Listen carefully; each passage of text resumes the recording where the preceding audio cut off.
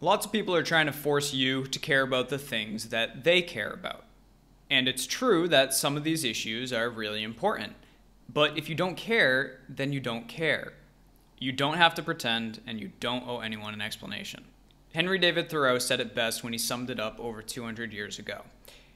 It is not a man's duty, as a matter of course, to devote himself to the eradication of any, even the most enormous wrong. He may still properly have other concerns to engage him.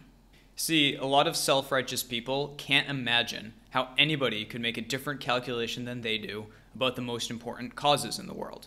The person who donates to hungry children finds it absurd that anybody would donate to animal shelters while there's still hungry children in the world. But this is just another version of specializing to make things more efficient. If everybody works on the causes that they care most about, their passions and efforts will go further. But Thoreau continues that even if somebody doesn't want to help eradicate a wrong, it is his duty at least to wash his hands of it, and if he gives it no thought longer, not to give it practically his support. If you're not contributing to the wrong, that is enough. In fact, that is much better than acting like you're saving the world when in fact you're contributing to an evil. It's great to care about important causes, but, quote, I must first see, at least, that I do not pursue them sitting upon another man's shoulders. I must get off him first, that he may pursue his own contemplations too. For example, helping the poor is a noble cause. Forcing others to help the poor is pursuing the noble goal sitting upon the shoulders of another man. And no, he isn't automatically evil if he doesn't help the poor. He may still properly have other concerns to engage him. These days, you hear a lot of things like it's not simply enough to be not racist. You have to be actively anti-racist. That's incorrect. It's absolutely enough to not perpetuate the evil. They don't know you. They can't see inside your head or into your life. They don't know what you're engaged in.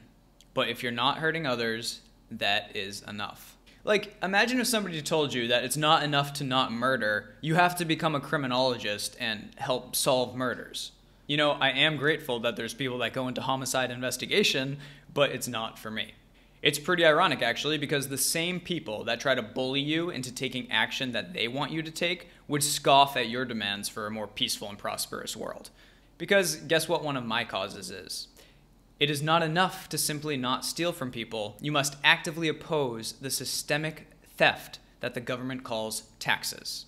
Oh, wait, but they need to steal that money from me in order to pursue their causes because they do so sitting upon the shoulders of other men. They tell me that a portion of my income, my labor, my time will be taken from me by force without my consent to help solve the causes that they care about, while whatever I had planned for my labor and my time will be subordinated to their whims. But guess what? Nobody really cares about my cause. So I moved to Puerto Rico and took advantage of tax incentives that legally allow me to pay a 4% tax rate. That did a lot more than trying to get people to vote the right way, as if there was anybody that would advance this cause that I could vote for. But now, more than ever, as the chaos in the world seems to be reaching a crescendo, it is perfectly reasonable to tune out and say, you know what? I don't care. All the ships have sailed. It is much more important to make sure that you and your loved ones are in a position of strength moving forward.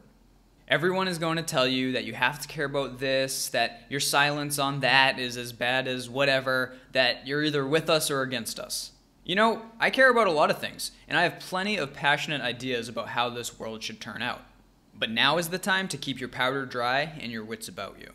In the board game Risk, you win by building strength while remaining unnoticed. The strongest players fight it out and weaken each other. It's then, when the smoke clears, that the board is easiest to control. Deep breath in, deep breath out. Live your life, be a good person. That is enough. Ignore the noise. I'm Joe Jarvis. Thanks for watching. Come back and see me again soon.